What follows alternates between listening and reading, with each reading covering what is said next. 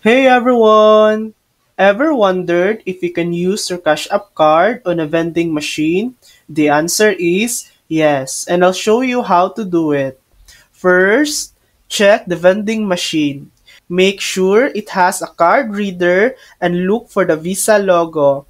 Cash App cards work on a Visa network.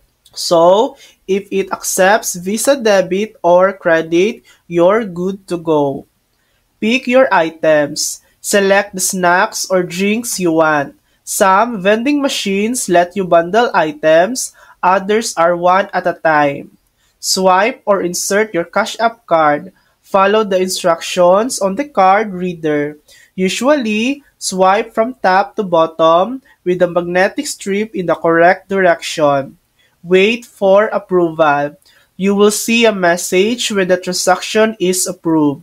A temporary hold may appear on your Cash App balance, but that's normal. It finalizes later. Press End.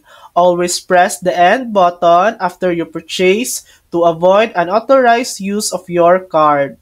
If you notice any suspicious activity, pause your card in the Cash App and report the issue. And that's it. That's how to use your Cash App card on a vending machine. Thanks for watching.